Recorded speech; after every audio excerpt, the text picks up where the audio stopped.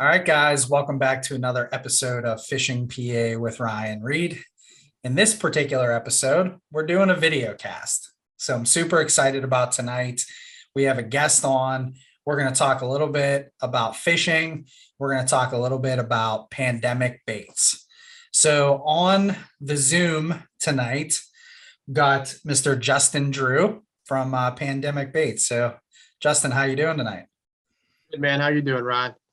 Doing good, man. Glad to finally connect here and get you on and talk a little musky fishing. No, I appreciate it. It's a good opportunity. So yeah, I was excited. So we had a chance to kind of talk just a little bit at Musky Max. Just did like a real quick interview at your booth, and then we talked a little bit after the show. And you hooked me up with a bait that I actually got to throw a little bit yesterday. I was pumped up about that. So I appreciate you doing that. That was pretty cool. And just from talking to you, I was kind of excited to get you on and just talk a little bit of musky fishing. So that's kind of our plan for tonight, right? Sounds good. All right. So why don't we start with this? So just let's kind of talk about pandemic for a minute. So what is Pandemic Baits? Pandemic baits. We started, the name right there says it all. 2020 is a musky bait, basically custom shop. Produce all the baits. I make them all, paint them all, finish them all, and send them out. Right now in our line, we got anything from a 6-inch glider, a 7-inch glider, a 10-inch dive and rise. Let's say 7-inch twitch. I say that one. And then I'm even making some trolling baits, which you didn't see any of those yet. I didn't bring any of the Musky Max. Those are kind of off to the side. They haven't been a big top line producer. They'd be good out in the Midwest, but around here, I think they're a little too big. But they do very well. I got some guys running them around here. Got a jig, which we did a lot of testing last year, and I had a lot of success. So I'm really trying to grow the line, keep it small, but get really good quality baits out there to everybody who wants some. So. All right, cool. So where are you out of then? I'm actually out of a little town, Carmichael's, PA, if you ever heard of it. I'm about 15, 20 minutes from the West Virginia line, from Morgantown, West Virginia. Right in between Morgantown and Uniontown, 30 minutes either way. You could be there. So you're actually really close to me then. Maybe not like really close, but not terribly far. Not terribly far from me. Not at all. Yeah, I was just we go down to Uniontown every once in a while, but yeah, it's that's cool. That's cool. So you're a local PA guy. You know how much I love local PA baits. So tell me a little bit then. So I want to kind of get into some, just general fishing questions and things like that. So you started the bait company in 2020. What made you start making baits? I'm just kind of curious about that.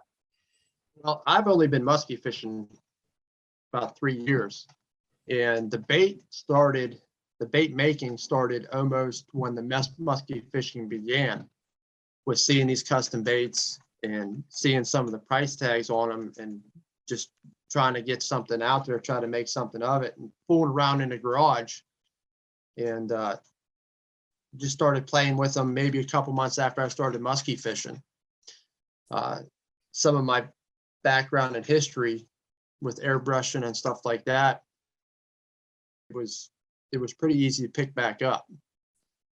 So, and then just try to tinker around with the bait and try to get it to do what you want it to do is part of the fun part. Also very frustrating. Oh, I can imagine. I can imagine that to be the case. All right. So this was basically, is it fair to say, maybe not out of necessity, but, building for you was a way to be able to, fish and not have to worry about, maybe spending hundreds and thousands of dollars on baits. Is that one of the motivations there? Oh, absolutely. Yeah. When I could, I could make it on my own and have it do the same thing that you're paying hundreds and hundreds of dollars for baits for, is what I was kind of started out with. And then kind of put some out there to get some feelers, and people picked up on them. And I said, well, we'll start making some more and some more and some more and just keep on going. Okay, that's cool. And I was curious about the name. I wasn't sure if you started it in 2020, but that's a pretty cool side hustle you got going on there. So now, are you doing this full time as far as the bait making? Or are you still you? I'm assuming you have a family. You got a full time job, right? Yep, full-time job. I'm just doing this on the sides and days off. Um, kind of, it's fun, but it's also frustrating when you take vacation from your normal job just to work. Yeah, I understand. Yeah, that's I get that. But okay, so I think we've established that you're making musky baits. You're another local PA bait maker, which I absolutely love.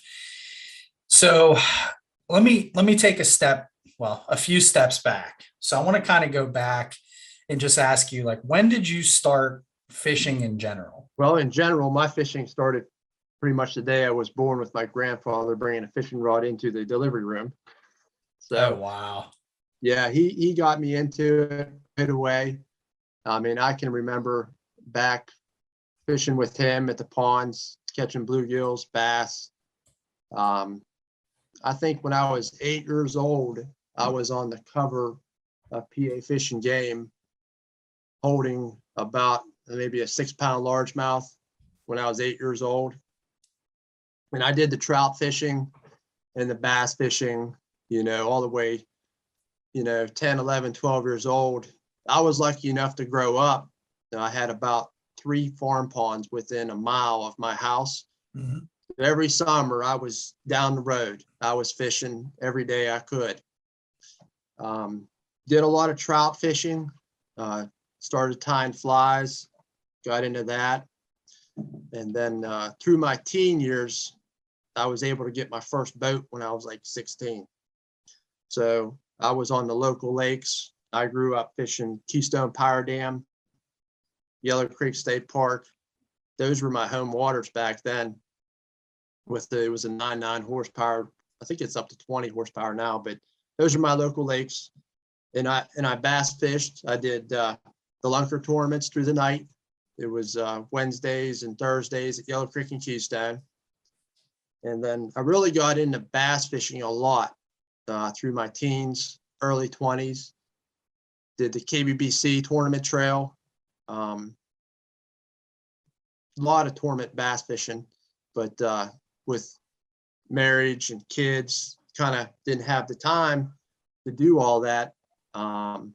So I fished when I could and still enjoyed it very much.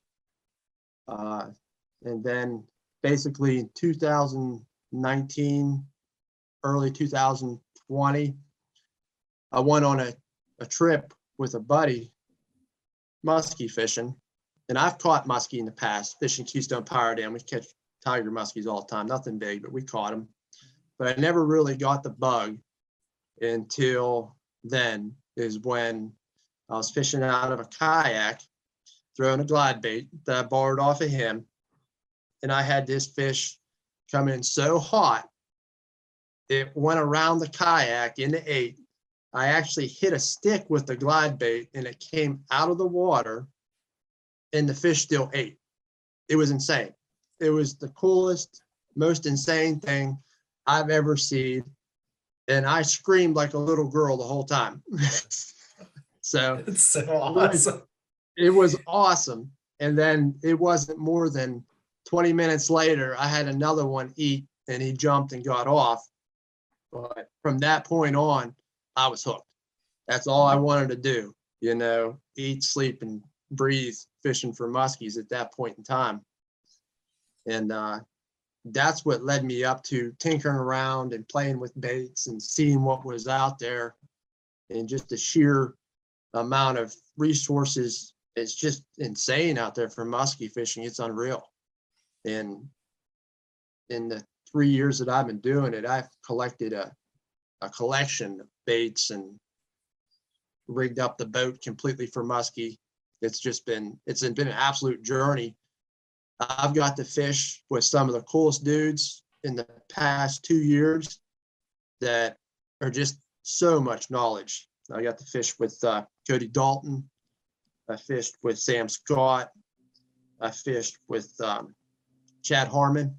Just the amount of knowledge there is amazing. So I've learned a lot, and it's been a really great adventure all the way up to this point. So That's dude, that's awesome. And yeah, I get a kick out of all this stuff because I feel like this is a progressional thing. Like we always talk about musky fishing being a progression, up to and throughout. It's like whenever you hook, I mean, there's just some of us that we hook into a muskie and you see that stuff happen, it's over. It's yeah, like it consumes your life, it consumes your finances. I mean, muskies are part of everyday conversation for me now, and it drives my wife insane. But it's just, I mean, she gets it now, and it's like we're driving home from work even today, and I'm talking about, yesterday being out on the water and just all this stuff. Oh, I tested this bait and this, it's part of it. And it's so cool to see it and hear it from other people. Not only because I just enjoy that stuff, but it lets me know that I'm not alone with this illness. You know what I mean? It's yeah. like, it's just a very cool thing to hear how people get into it and how they hook you. They got, we're not the only one throwing hooks there. They got their way of hooking you as well.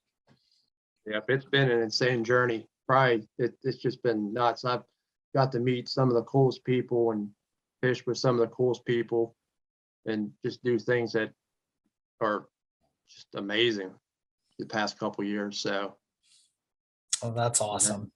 So just the past 3 years, I mean, I got some big accomplishments. I think personally, past couple of years, just with the baits and fishing with these people and learning. It's just been a great journey so far. Very cool. So do you get the family out there musky fishing with you? My wife, if you want another story, I can tell you about Go her. for it, dude. That's what we're here for.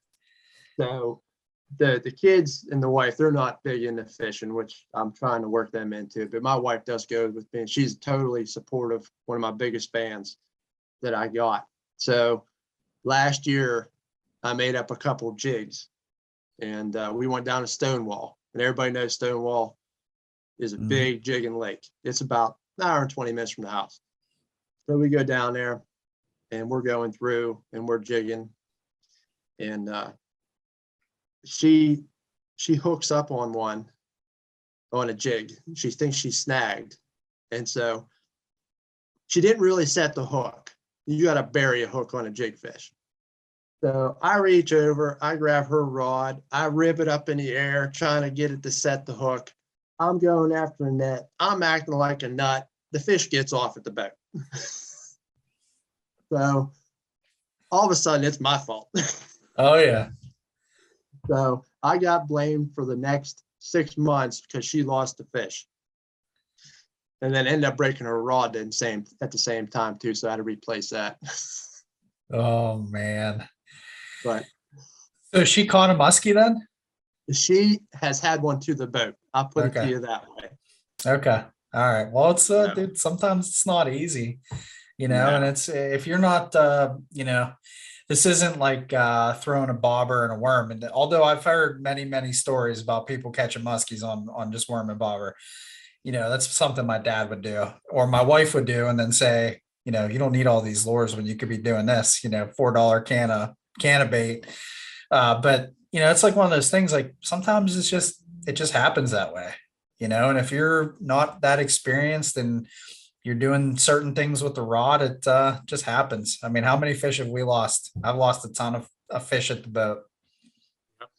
So, well, that's cool though. I mean, it's always like awesome to have that support system too, and it's probably more so for you than somebody like me. Cause all I do is I'm a bum. I fish and I bum rides from people. I don't even have a boat. So it's like, I just need I need her support to swipe that card every now and again on TRO. But when you're actually putting in the amount of time you are, making baits, testing baits, fishing those baits, and then actually trying to get time to fish, like that's a really cool thing to have that support system.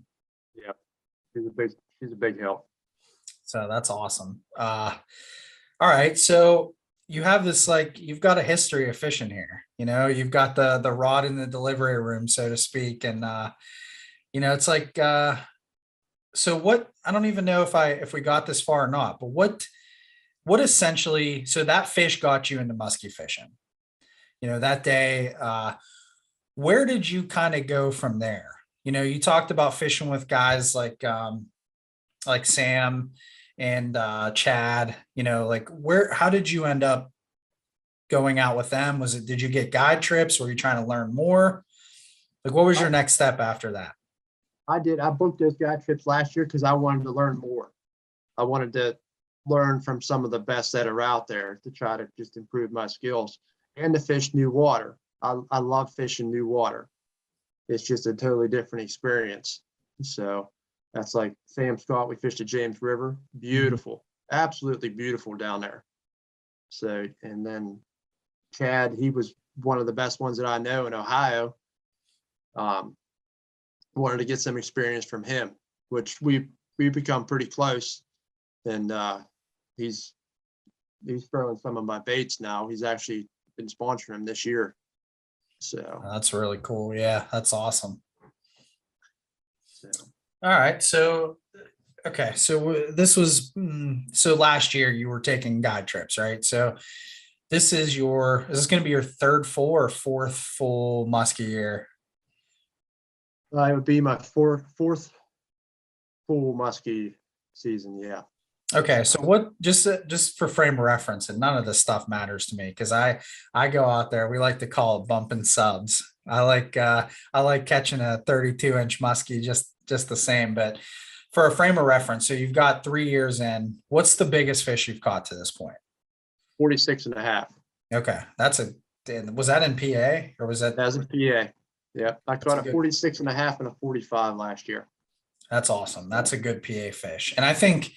And dude, that fires me up because my biggest fish in PA is a 45. My biggest fish period is a 45.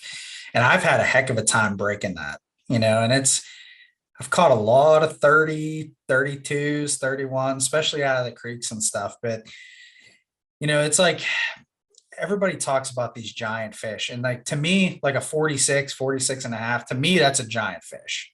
I seen that fish that was just caught West Virginia, the new state record. And dude, people were saying, oh, that's a fish of a lifetime. And it's like, I feel like that's thrown around very like easily. Like that fish is like seriously, like maybe once in a 2 or 3 lifetime fish. Like that is unbelievable to me. So it's just cool. Like at 46, I wish I had a 46, the 45s we've got have been cool, but that's awesome. That part is you lose bigger ones. Yeah, I lost a bigger one at Stonewall last year in the fall. It was amazing to see it hit. Then it was upper 40s. It was 48, 49 easy. So. Yeah, and that's the thing, dude, is like we've lost a couple big ones and not necessarily ones I've hooked. I botched a net job last year that it'll haunt me until I die probably. But that was a really, really good fish. It was probably the biggest fish I've seen in person. And it's amazing to me how those big ones can just take you for a ride, like especially on light gear. Cause I've had a couple like mid to like upper 40s fish eat like small bass baits and stuff. And it's amazing because you stand like little to no chance. Like it's crazy. Yep. So yeah, that's cool though. So you're out there. So you have a boat, right? Yep. What type of boat do you have, if you don't mind me asking? Well, I got 2. Okay. There you go. So I got a Skeeter ZX20, which that's my older boat. I had that from bass fishing tournaments when I bought that, which I converted it over 2 years ago to a musky fishing boat. All new electronics rigged up. And then I recently purchased a jet boat, a Havoc 1653 with a 6040 jet. And I just got it rigged up for small waters. I want to try to do more small secluded waters this year is kind of my game plan. And it's a fun boat. It's really fun. That's a sweet ride right there. We just had a conversation yesterday about jets and getting into some of these areas that you can't really launch like an actual boat. And dude, to me that's a solid game plan because I always see these pictures of like You see these pictures of fish. Like we were talking about the Howard Wagner fish yesterday. There was like one specific fish we were looking at, and I don't know, I just can't help but to think it came from small water. It's interesting. Those types of boats can get you up in there where other people can't go. And that's some of those areas, dude, like upper tributaries and stuff, like 17 miles up, there's good water. You just can't get there. You can't get there. What are you going to walk? Like, I'm not going to walk through all that stuff with my net and, all that gear. So that's a pretty solid game plan. That's pretty cool. I'm sure you're pumped about that. I'm ready. It's already been out, broke in, and it's already got fish in it. There you go. It's pretty sweet. All right, cool. So you've been doing this thing for the last couple of years. You're getting fish, you're making baits, catching fish on your baits. So why don't we do this? Why don't we let's take a few minutes. Do you have a couple of baits you can show? I'll show you the original. This right here, I showed you at the show. This is what I started out with. It was just a 7-inch hardtail glider. This is really what got me started. I made some of these for myself, had some success on them, and just put them out on the internet, and people started eating them up. And so that's what I started with, just a 7-inch glider. It's got a real fast side to side. I like it on the river in the summer months when you can work something faster. Mm-hmm. And then from there, I went to the 7-inch soft tail. This bait right here, the whitehead carp, which I think you have one of these now. Yeah. This one's beat up. I threw this one all last year. It's got teeth marks and scuff marks all over it. This thing's been bit I don't know how many times last year. This is actually what I caught that 46.5 one last year. With this, and it's just a real wide glide. Probably my favorite thing to throw is a glider. So then I had some people, 7-inch is good, but I want something smaller for smaller waters, something springtime. And then last fall, we started playing with the 6-inch. The 6-inch glider here, at the side, smaller profile, good springtime bait. Been putting fish in the boat already this year. Got a couple pictures from guys. So I really like this in the small waters, tributaries. So I've yet to get this one ate, but we're working there. That's very cool. And then last year, the diving rise. Oh boy. This is a 10-inch made out of cedar, adjustable tail diving rise. This is in an orange tail sucker pattern. Wow, actually caught the biggest fish on a pandemic bait last year from Pymie, 48.5. Then the guy, good friend of mine, he actually says he actually lost a bigger one at the net the same day. So, but this bait here, actually, when I was testing it, actually caught one on just a glitter base. So it was pretty wild. So you don't have to have the big extravagant paint jobs to catch fish with them. So last year was a big year for me with coming out with baits. It was a fun year. And then the jig, 6 inches, it's wood, heavy, got rattles in it. Did a lot of testing down Stonewall in the river. Really don't have a name for it. Really don't name any of my baits too much. But if I was going to have a name for this bait, it would be called the Heartbreaker. Only because I run Panoptics, and you can see every fish that comes in on these jigs, and you can see them swim away, or you can see him nose butt it, or you can see him hit it and lose it. But that's a very fun, effective way to fish with the jigs. Probably one of my favorite ways besides the gliders. Do me a favor. Hold that up just a touch higher. I want to make sure I get there. You go. Yeah, that'll work. So, all right, cool. Yeah, that's a sweet bait there. I haven't. You know what's funny or interesting? Maybe not funny, but interesting. I don't know that I've seen too many jig baits that are wood. Yeah, there's You know, not too that's many out there. no, that's a pretty cool thing you got going on there. So honestly, I wish I could see some video of that one. That'd be cool if I had a video to I can send you interject in some. there. It might not be PG rated, but That's all right. We can do that. We can cut it up. No, that's a um, pretty sweet thing. Do you have any? You don't have any of the Twitch baits hanging out there, do I you? do. I got one here. Okay. 7-inch twitch with a soft tail on it. Wanted something for springtime. When I bass fished tournaments, I was a big jerk bait guy. Love jerk baits, love fishing them. Knew muskies would eat them too. So last fall, I started developing this. Had one I took with me when I fished with Chad, let him throw it a little bit here and there. Actually, let him keep the bait. And he absolutely fell in love with it. I think he went 5 for 6 in 2 days in Ohio last fall with it. And I've already got countless pictures of guys popping fish with this thing. It's a fun bait to fish. And it's something different too from the glider. Mhm. It's just a little bit different action. This one has a side to side, slow rise. It's just a little something different than throwing a glider. So I really like the twitch bait there. So talk to me about that lip for a second, because that looks a little different. I know we talked about this at the show, but that's what type of lip is that?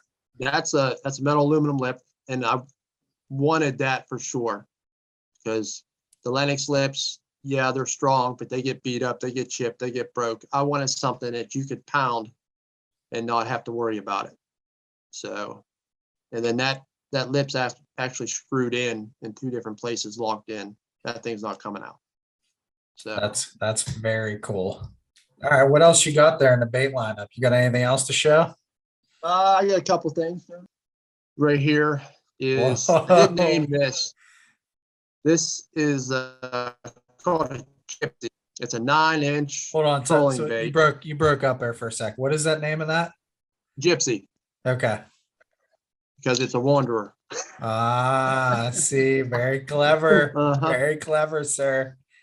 So it's got the aluminum tri-hull lip with the pin in it, and 3.9 all the way up to 5 miles an hour. This thing will run, and it just walks anywhere and everywhere, going all over the place. Oh So my goodness. yeah. That is Um, that that's piqued my interest. I might need one of those. We'll have to talk about that one later. yeah. And then that's uh, that's what this one here, I wanted some local guys around my area that are big trollers here on the river. And what do you want? Because I'm personally not a big troller. That's one thing I want to work on this year is trolling. I said, what do you guys want in a bait? They said they want something they can walk and beat up. So I gave them this. And the feedback was really good coming back on it. It may be a little too big for around here. I'm not sure, but it runs like a champ. So How long is that again? 9-inch. Oh, that's good stuff right there. And this bait here, it's also 9-inch, little bit different shape, different lip profile. It's called the Thumper. It's also got the aluminum lip. And this bait here, it doesn't walk. It's just got a huge thump side to side. Okay. So just a little bit different. So Just dude, slide back a touch and hold. There you go. Right there. That's perfect. I need to get a picture of that. That's sweet. Dude, those baits look so good. They look so good. thank you. That's awesome. Yeah, we gotta talk. I might need one of those. I got one more. This is the only one that I have. This thing's a monster. 11-inch glider. Okay. It's called the Tomahawk. This is the only one that I have right now, but it's a super slow sink, big, wide, side to side, big profile bait. Oh. Don't really have a lot of these out yet. People really don't want to throw big glides. They'd rather have the 6, 7, and 8s, but every bait has a time and place. And this one goes with me all the time, just in case, in the shad pattern. So Very cool. I like that one too.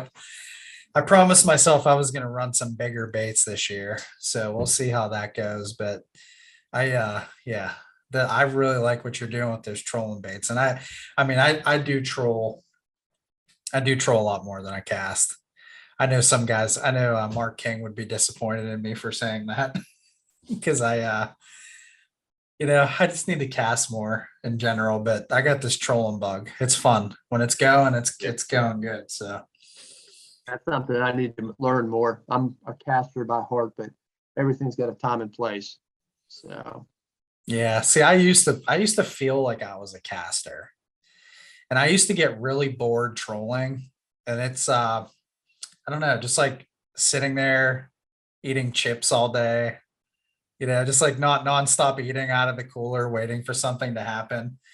It's I don't know. Then we started learning a little bit more, picked up the speed a little bit, started paying attention to some baits, started catching some more fish, and I don't know, man. I've had some good days out in the water trolling, and just haven't had like tons of multiple fish days casting yet. It's 2 fish days here and there. My best is like a 3 fish day, but trolling it, I don't know, it's fun. I like trolling big baits now, getting into that. It's just a cool thing. So it's all preference. It's all preference. But so let me ask you this. And some of this stuff, like I don't want to get into details of like how you're making these baits, because I don't think that's, there's a lot of stuff that goes on there. But just out of curiosity, like from, we'll say, soup to nuts, like how long does it take you to make, let's say, a glide bait? Rough estimate. I knew you were going to ask me that one.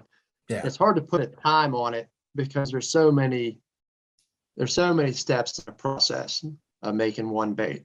I don't think I've actually ever just made one bait at a time.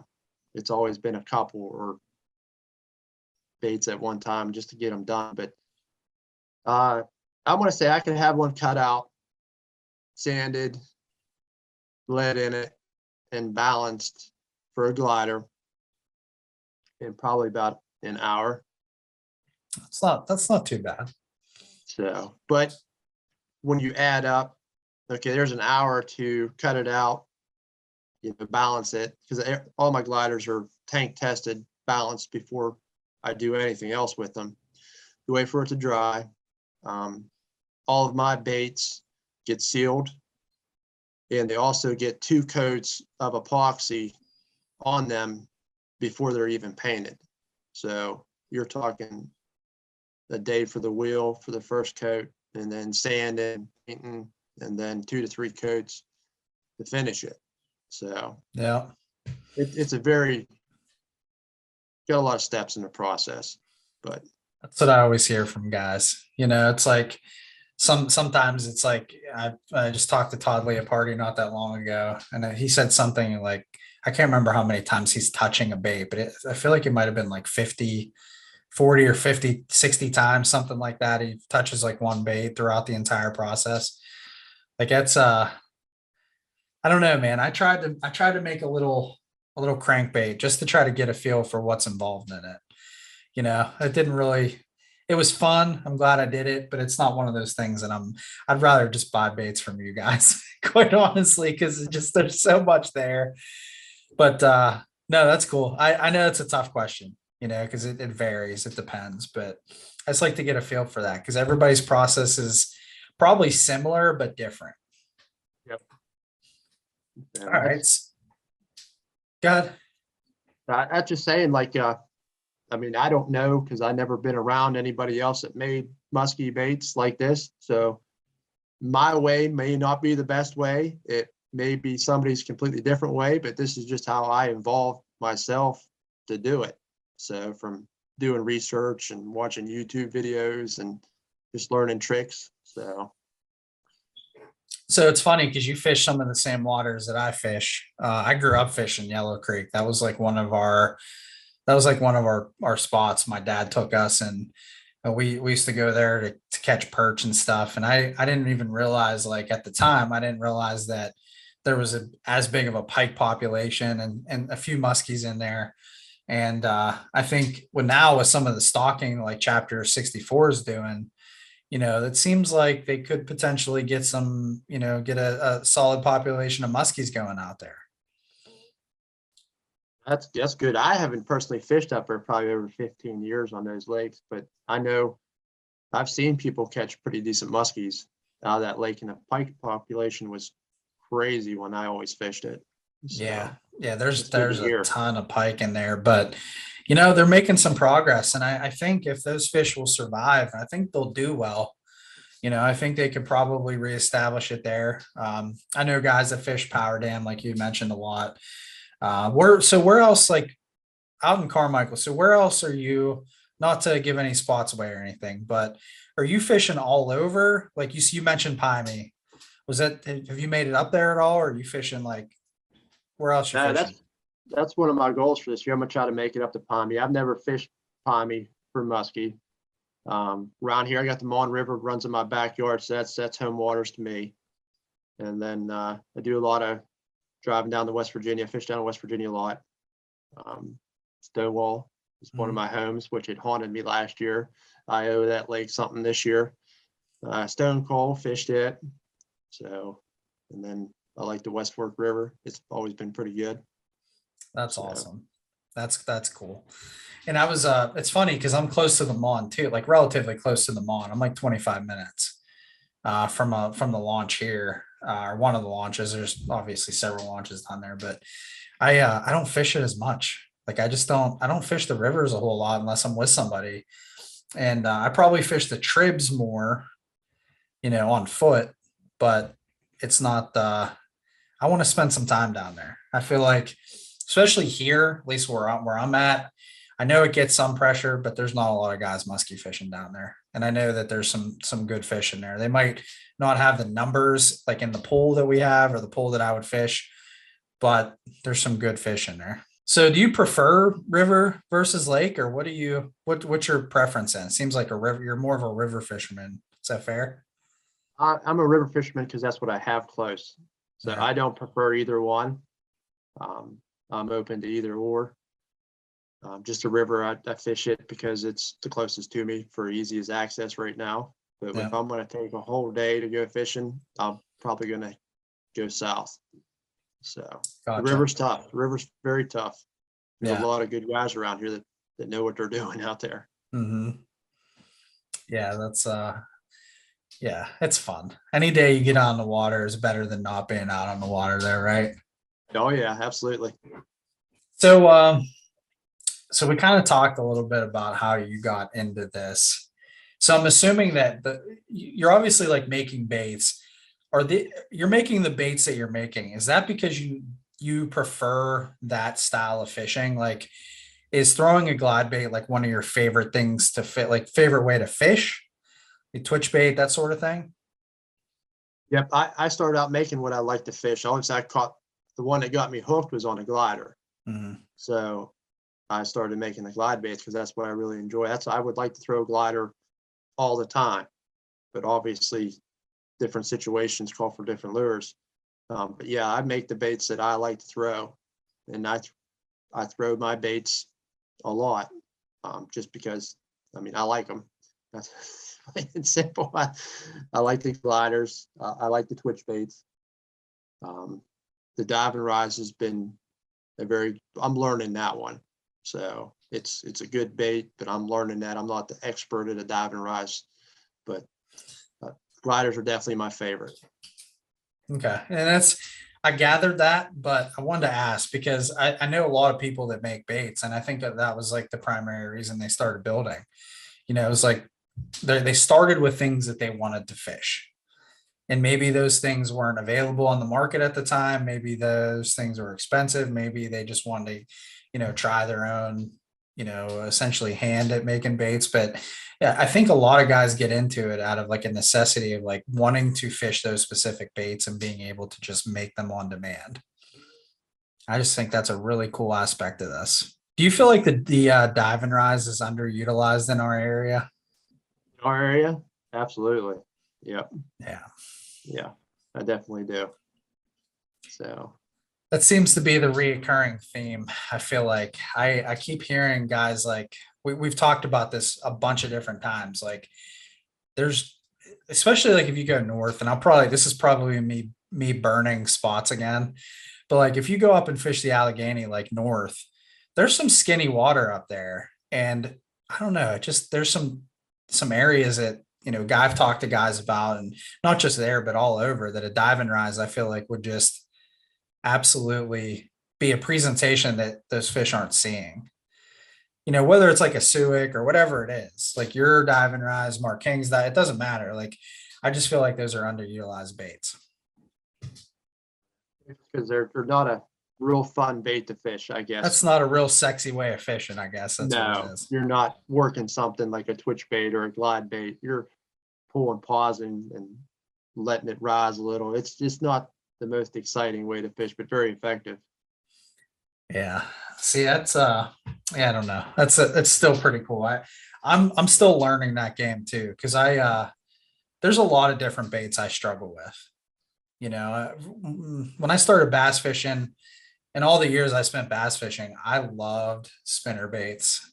I was a huge spinner bait guy. I just loved throwing them all throughout the entire year. And I would switch my blade combos up based on whatever, colder water through double Colorados or whatever it was. But I just love that. And I felt comfortable with it. And the funny thing is, I very rarely throw spinner baits for muskies. It's almost sad. Now that Owen Big O's Bucktail started making some spinner baits, I'm kind of getting back into it. I've thrown some of the Grim Reapers, and I do like those, but I don't know. It's not a sexy way to fish. I don't even think I have one in my bag to throw. Yeah. Well, anyway, that's cool. So what, just out of curiosity, so, you're making these baits, you're a local guy. What are your, what's the best way to get a hold of you for your baits? Like, you have an Instagram page, you have Facebook, you have an email address. What's the best way to get a hold of you? I got Facebook, Pandemic Baits. Look us up there, or Instagram, Pandemic Baits. Email address, I can give that out to you. It's aceshighfishing@gmail.com. Okay. Pretty easy to remember. I don't have a website right now. I'm just kind of running off of Facebook. If somebody's looking in to get some of these baits, they can reach out to me anyway. I'm really quick on response. I'll help you out the best way I can. I'm trying to get them. Actually, they're starting to get into some stores around here too, to get some guys that contact me want to start carrying. Got out of Illinois, got GT Rod and Reel. Wow. They were one of the first ones that started carrying my baits. That carry about the whole line. WB Muskie Shop, they got some of my baits last year. And big news for me is that Team Rhino Outdoors is going to start to carry them here. Getting ready to send the first shipment of the twitch baits out to him probably the next week or two. Oh, that's very cool. So that's very cool. Jeff's a good dude. Yep. He's been patient with me trying to get them done. So I appreciate that. Well, that's awesome. So that's cool, man. You're growing.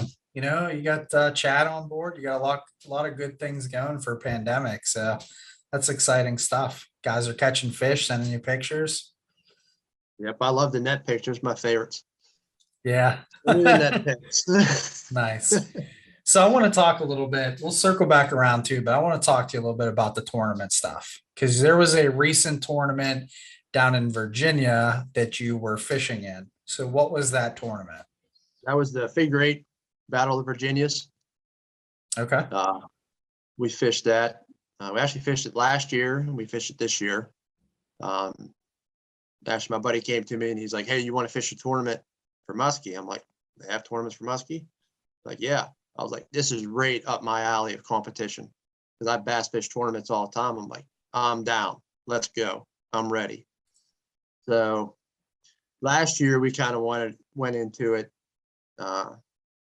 just kind of feel it out and see what happens. So we end up 7th last year with 4 fish.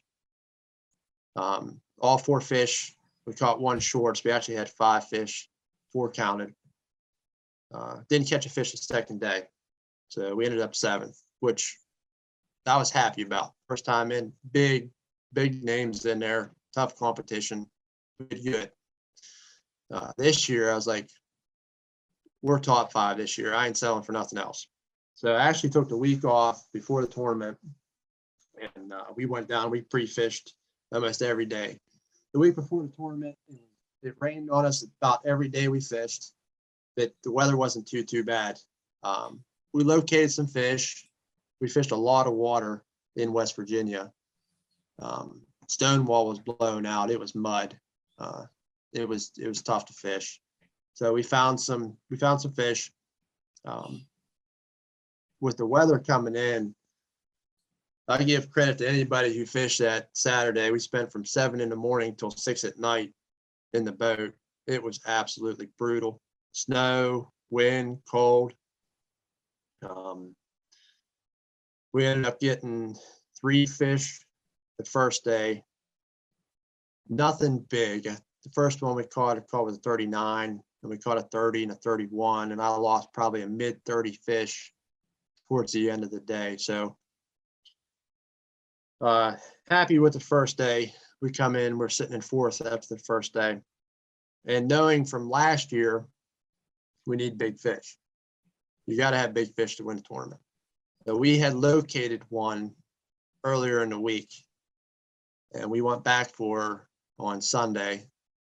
Sunday morning was brutal. It was like 14 degrees, I think, when we put the boat in the water.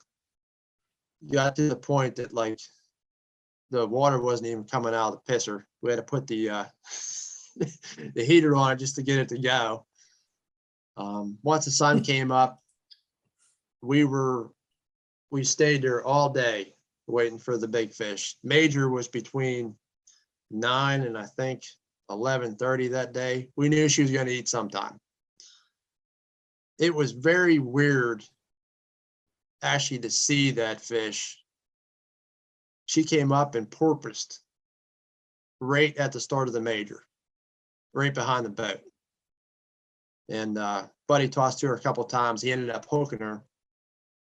Big head shakes. I never seen the fish when he had it hooked, but the reel was actually froze up. And he lost the fish. And it was a big one. We did end up pulling another 38.5 out of that same spot, and ended up securing 4th place, which was exciting to do. So we ended up top 5 in a big tournament. It was fun time. It was good. Can't wait till next year. I think we're actually going to do the May tournament. Okay. So, looking forward to that one. I wanted you to tell that story because I was curious. I saw your post, and I saw the I can't remember who won it now, but I saw all that stuff. And that tournament is cool to me because I don't fish a lot of tournaments. I'll fish like our chapter 16, our Muskie tournaments here. But I don't get into a lot of tournaments. But that one, that's a cool one. There's a lot of big names. That's like just a really cool thing that they got going on there. And it almost reminds me of kind of like almost like a PMTT type thing, where you just there's a lot of good competition, a lot of good sticks, and it's just like a fun thing. So, dude, congratulations on 4th place. That would have been awesome if you guys would have bagged that big girl. I think that would have been pretty sweet to see that. Yeah. But it was a good time. Dude, I've tried to fish. I fished back in January. It was like 11 degrees out. And I think I made it a total of like 7 hours. And I got to a point where my reel was just completely locked. I was taking it off, trying to jam it in my jacket to warm it up. And like the high that day was 11. Like, I can't even imagine you guys sticking that out in that tournament that whole time. It is absolutely brutal, but I can guarantee you won't ever forget that. And if we would have been in the tournament, I don't think I would have been out there. I'm not that hardcore. We had the heater, the feed heaters in, the glove heaters in. It was just stay warm and keep your reels from unthawing or from Yeah. freezing up. It was a battle. So Yeah, that dude, that is like musky fishing at its finest though. Just there's some days you're just battling, whether it's like snow, wind, rain, ice, sleet, just being out there. And you guys put some fish in a bag. Those are tough conditions. So that's from my seat, that's impressive. You guys did a great job in that tournament. And yeah, I mean, that's something, like I said, that's one of those memories you create. You got you and your boat partner there. You guys won't ever forget that one. it was a good time. Hopefully next year it's not as cold. Yeah. Yeah, that's why I pick and choose tournaments. My, tournament season starts into May. We get away from all this bad weather stuff. A couple of years ago, I decided to go hard and try to catch some fish from shore, and that was really like my first full year doing this. And it was a mild winter that year, and the last couple of years we've had some mild winters. And this past winter, that I was like one day I was like, I'm good. I don't need to catch a muskie that bad right now. So I think actually 2 years ago, my first fish was on January 2nd. When I caught the first one. I didn't catch the first one until March this year. So. yeah. So well, it's about that time. We got a little taste yesterday. I'm ready to go. I got one more show I got to get through. We still got New York coming up. So I'll be up there, and we'll see how that goes. But I am really looking forward to getting out on the water. We got some trolling sessions coming up here. That month of April can be up and down, but it is a lot of fun. So I'm looking forward to that. So I got another question for you. Started musky fishing a couple of years ago.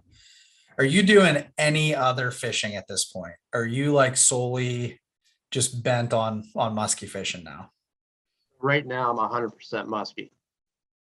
So if I'm going after musky. So with my schedule and the baits and everything like that, I pick my times to go, and that's what I go for. So that's what I was wondering, because I took some time off last year. I did the whole steelhead thing, and that was fun. I got talked into that one. It was a fun couple of trips, I will admit. I did a lot more trout fishing last year than I probably ever did. And it was one of those things where I'm glad I did it, but now I'm ready to go musky fishing. It's like I don't need to do. I might get out maybe one day for trout with my wife here and there, but yeah, I'm ready to hit it. I wanna try to break that 45-inch mark this year. So who knows? Maybe it'll be on a pandemic. yeah, good bait. Who knows? That's it now.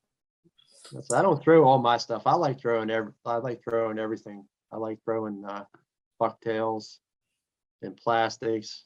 I like throwing whatever's going to try to put fish in the boat. That's what I'm going to try to throw.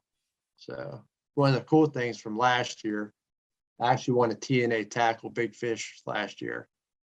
That was pretty cool to give the win that belt. So I caught that on that 45 1/4. Got it on video. It was pretty wild. So that's awesome. I got that hanging on the wall. I'm proud of that belt. So that's very cool. That's super cool right there. Oh, dude, that's awesome. So what's your plan then? You're just gonna keep banging baits out? We're gonna see you in Team Rhino now. You give me something to stare at during work. That's it. Yep, have it up on your browser. I'm gonna keep on banging baits out. Try to get as many as I can out and try to bang some fish here when I get free time. So I'm gonna try.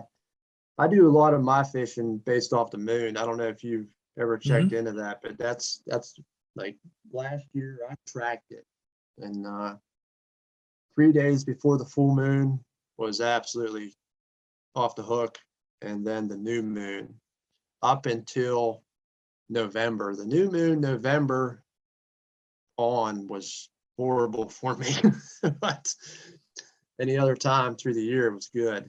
So, but I do a lot of my fishing for the moon. So I have books. I take some notes and stuff, and I'll just show you this. I don't show a lot of people this, but so I got this little book I've been taking notes in, and I got a bunch of notes. I got pictures, like just random, like from trips. I put pictures in there. And I got all these notes in here. And I can tell you, this is just like one little book I started. And I've consistently done better on new moons. The last 3 years, it has been, I've caught the majority of my big fish on a new moon. I've caught more fish on a new moon. I would say probably when I'm fishing, so understanding that like whenever I have a chance to fish, I'm gonna go. Right. Like I don't with work, with home and stuff, I work at an engineering firm in the city of Pittsburgh. My wife works downtown. We weren't doing the work from home stuff a whole lot. With all that, putting in extra time there and other commitments and things I have in life, like if I get a day to fish, it is what it is. If it's raining, it's raining. If it's a full moon, if it's an in-between moon, whatever it is, like I'm going. Like it's just, I can't really plan my trips around that stuff. But note taking has changed the game for me because I have noticed like certain trends like that. And I really do feel like I need to probably fish more like 3 days before the full instead of on the full or like a day after the full. I feel like I'd probably do better, but dude, I agree with you 1,000%. I've had a lot more success on new moons, and it's typically been from like, I would say probably, well, really January. I will say all year because I've had a good deal of success in December, January, and February too. So my last fish came actually on a new moon in November last year, and I think I fished for muskie like a total, including yesterday, like 1 day and 7 hours since that last fish, like mid-November. So, you just got to get out there. You got to put the time in, but I agree with you. The moons are a huge part of it. You can plan, if you get a chance for prime time with one of the moons, that's just putting all the stars in line to try to maximize all your potential there. So one other question I've been asking guys too, and this is, understanding that I've got a lot of people that are probably just trying to get into the sport, maybe guys that are new to musky fishing. Me and you, we don't have that much experience. I've only been fishing for muskies. This will be like my third or fourth full year too. And I fished for muskies probably 3-4 years prior to that, off and on, getting into it through pike fishing and things like that. But I've had more success, I'd say, the last 3 years. So I don't have a ton of experience. You're getting into this, you're catching fish, you're out there making baits. For the guys that are getting into the sport or guys that are trying to catch a muskie, like what is your best piece of advice for them? On the water. That's the biggest thing. You can talk to as many people as you want and research it, just time on the water and experience. So then, if it comes down to it, if you want to learn and get an upper edge, get one of these guides around here. There's good guides in Ohio. Take a trip, learn something. You're going to come away, even if you don't catch a fish, with knowledge that you're going to be able to use your home waters. So every time that you go out, I learn something new every time I go out. So try to figure something else, the way to work a bait or where they're laying at now, or just put the pieces of the puzzle together and try to make it happen. That's awesome. Yeah. That's the biggest thing. Like I can remember, there's a fisherman that from our local area. I remember I was kind of struggling and was talking to a few different guys, and he goes, "Listen, dude, you want to catch muskies, you got to fish for muskies." It's like, put the trout stuff aside, put the bass stuff aside, get out there and focus your time on the water. Like that is the biggest piece of advice, I think. And I think a lot of guys, like, they want to go out and catch muskie. They want to do this. They want to hold that fish. They want to get that picture. But I also feel like depending upon where you live, what bodies of water you're fishing, like it's not that simple. Like you can't just go out on a random day and this is no offense to bass fishermen by any means, but there are some days you can go out and catch a bass regardless of what you do. Right. Like I just don't feel the same like about muskie. Now they are, they're big dumb fish sometimes. Sometimes they just eat everything. You can't do anything wrong. But for the most part, you're not going to just go out there and catch your first fish, 2 hours into a trip. And if it does happen, then I'm sorely mistaken. It's probably happened this week. Somebody caught their first fish on a bobber and a minnow, but yeah, no, that's cool. That's Yeah, cool. you got to fish for them. That's you can't go out there and say, "Yeah, I'm gonna spend a half hour fishing for muskies while I'm fishing for bass or crappie or something like that." You got to dedicate yourself to doing it. Yeah. So, All right. Well, is there anything else we want to cover here? I was trying to keep this one relatively short to give you a chance to talk about pandemic and, hear a couple stories and show some baits off. Is there anything else you want to mention? I think so. I appreciate your time bringing me on. I really do. Get a chance to talk about the baits, talk about fishing. I like Yeah, talking man. about stories. Yeah, dude, this is like, it's fun. I love doing this. Like, this is fun. And, it's like, again, I said this like recently in a video, but like, I want to support the PA guys. Like, I love local PA bait makers. This is like, to me, it's part of it. And it's like, we have such a rich history of bait making in Pennsylvania, musky bait makers and guys that are just like legendary bait makers. And, it's like guys like you that are starting to do this to really put your, what I would consider like artwork and your twist on things and your style of baits out there for guys that want to fish for muskies and catch fish. It's really cool. It's cool to hear stories and how you got started and where you came from and where you're at and where you're headed. Cause, by the sound of it, you got some big things coming for pandemic baits. Hope so. We'll see what happens in the future. Looking forward to it. Well, one more time. So let's go through and, if guys want to get a hold of you, check out a pandemic bait, what's the best way to get a hold of you, Justinn? Look me up on Facebook, the Pandemic Baits, or Instagram, Pandemic Baits. Send me an email, aceshighfishing@gmail.com. I'll get back to you as soon as I can. Try to help you out the best way I can. If you want something custom, we can talk about it, or I've got some baits in stock. Get them your way. All right, man. Very cool stuff. So you guys need to check out Justinn and Pandemic. And we gotta see some fish pictures this year. Maybe we can get, maybe some of these guys can give you a follow if they're not following you already and see some of those pictures. That'd be great. Send me the net pics. Send them the net pics. All right, cool. Well, we'll just I guess we'll call it here. So man, thank you again for coming on. I really appreciate your time and had fun talking fishing. I appreciate it. Thanks for having me. Absolutely.